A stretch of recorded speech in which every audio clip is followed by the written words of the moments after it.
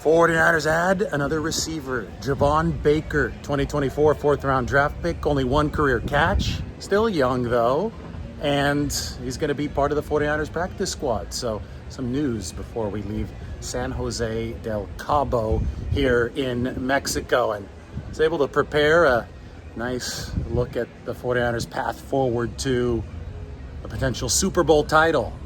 Right after you get a chance to see some of the tacos nene here. Unbelievable. Perfectly flaked tortilla at Al Pastor. Epic. So was the ribeye. Bird's eye, big picture view as we reset from the 49ers bye week.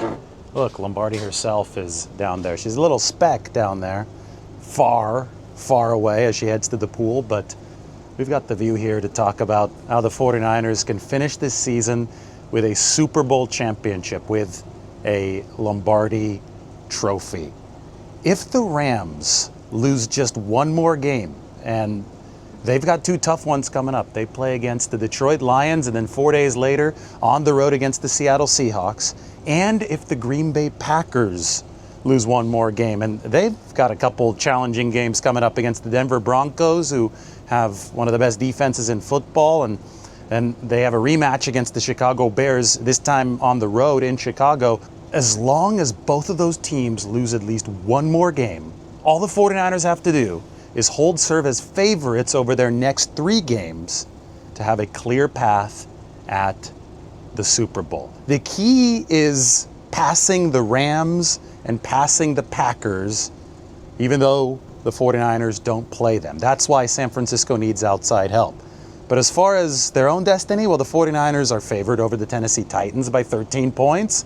They're going to be favored over the Colts. Maybe they even get to face 44-year-old Phillip Rivers, whom the Colts are flirting with right now to help solve their big problem at quarterback. And yes, the 49ers are going to be favored over Caleb Williams and the Chicago Bears. Caleb might be the only NFC playoff quarterback worse than Jalen Hurts, who we saw throw 4 interceptions on Monday night. So the 49ers have held serve as favorites in 3 straight wins so far. If they can make that 6 straight, then they will enter the January 4th game at home against Seattle to potentially play for the 1 seed. Obviously dependent on if LA and if Green Bay lose one more game.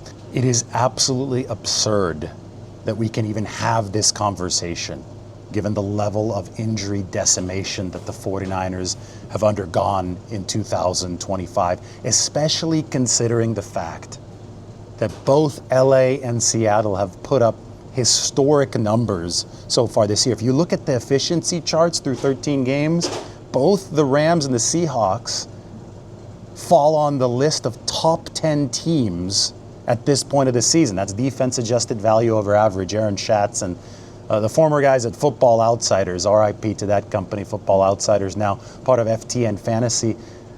Those guys have the 2007 Patriots at the top of their list. The Rams and the Seahawks from this 2025 season have fallen on that same top 10 list. I mean, these are two really, really good football teams, and the 49ers are just a whisker behind both, despite the fact that they've lost so much, starting with Nick Bosa, continuing with Fred Warner, Micah Williams, Brock Purdy missing a month and a half, yet they're still knocking on the door of passing both the Seahawks and the Rams and setting themselves up for that clear path to the Super Bowl. So my advice is cherish what's happening, because we've never seen anything like this 2025 season. More parity in the NFL than ever before, yes, but the fact that the 49ers have been able to throw themselves into the elite part of this mix, despite all these injuries, throw parity out the window, and I say give Kyle Shanahan the Coach of the Year award right now. I know that NFL politics are a little bit different, and typically that award is going to go to a team that hasn't seen much success in the recent past, like the New England Patriots. Mike Vrabel has done a good job there. I just think that there is no other NFL team that would be 9-4, heading to 10-4, and I'm very confident that the 49ers will be 10-4 after they play the Tennessee Titans. I don't think there'd be any other team doing this with the level of injury decimation that the 49ers have seen. Now, when we talk about the playoffs and we start talking about these big December games, the quarterback position becomes even more important than it was earlier. And it's the most important position in, I would say, professional sports, but definitely in the NFL. The 49ers have a distinct advantage when it comes to QB room over, I think, every other team in the NFL. The only team that might be able to go toe-to-toe as far as QB room goes is the Rams, because they have both Matthew Stafford and Jimmy Garoppolo. We haven't had to see Jimmy yet this year, but we have had to see the 49ers QB2 in Mac Jones. The 49ers have two quarterbacks, Brock Purdy and Mac Jones, who both rank in the top 11 of the quarterback efficiency and accuracy ratings. Mac Jones is number 11, Brock Purdy is number 5. This has been an extremely necessary luxury for the 49ers. I know that's an oxymoron, but they've needed it this year because Brock Purdy is playing through that turf toe and Mac Jones had to start a big handful of games. And the 49ers went 5-3 in those starts. Last year, the 49ers went 0-2 whenever a backup quarterback had to play for them. But the fact that a QB2 ranks number 11 for San Francisco, well, yes, that's another verification that Kyle Shanahan absolutely knows what he's doing. He could put his players into positions to succeed schematically, but you've got to give Mac massive credit as well. And then you've got to give Brock Purdy credit for further elevating the profile of this 49ers offense. But the bottom line is that the 49ers are armed with this quarterback room moving forward into the stretch run of this season. And it's a better quarterback room than I think any other team has in the NFL. And people should have more and more appreciation for both Purdy and Jones based on what they've seen recently around the league. I mean, it was a complete disaster watching Jalen Hurts throw 4 interceptions, turned the ball over twice in one play. That was the first time that's happened in NFL history as the Eagles lost to the Chargers. You know, Philadelphia, they're in position to have a playoff spot, but there's some hope for the Cowboys now following those 2 consecutive Eagles losses. Even if the Eagles make it, will they have a quarterback advantage against anyone in the NFC? Maybe the Chicago Bears, because Caleb Williams isn't very good either. But both the Eagles and the Bears are deficient at the quarterback position. The 49ers aren't. The 49ers can flex at the quarterback position. Despite injuries and problems across the rest of the roster, the 49ers have a QB in Brock Purdy who has the best pressure to sack ratio in the league.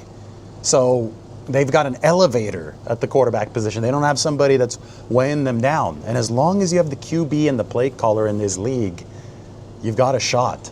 And that's what the 49ers have shown over the course of this season, despite all the musical chairs around those 2 positions. Not only do the 49ers have a QB and a play caller, or 2 QBs and a play caller, the 49ers' not-so-secret weapon is Robert Saleh. He's taken a defense that ranked near the bottom of the league last year, that is still lacking in raw materials this year, especially because of the injuries. We go back to Bosa, Warner, and Michael Williams. And he's found a way to make this all work within the larger puzzle of the 49ers construction, to where the 49ers have given up the 8th fewest points per game in the entire NFL. Now, they're still struggling in many ways. The pass rush is definitely not something that's posting numbers that are off the charts. The 49ers are still allowing quite a bit of production in the pass game, but they've improved in red zone defense. They've improved in third down defense. They are winning at high leverage spots. They're finally starting to generate some interceptions, some takeaways, so they're winning at even more high leverage spots. And they found a way to meld whatever defensive production they can scrounge from this undermanned unit with what the offense is doing, and the offense continues to improve for the 49ers with Brock Purdy at the helm. Now, the 49ers' secret weapon is their special teams. They were number 32 in the league last season. They're now number 1 in the league following the Week 1 dismissal of Jake Moody. They're winning field position battles, they're winning momentum battles, and they're playing as a team. Offense fuels defense, defense fuels offense, and special teams is fueling both of those units. And that's why the 49ers are 9-4 now after winning only 6 games last year. And that's why the 49ers are in the extremely enviable, the shocking position of only needing to win as favorites over the next 3 games to have a clear home path to the Super Bowl and to potential Lombardi trophy, assuming the Rams and the Packers lose that one more game.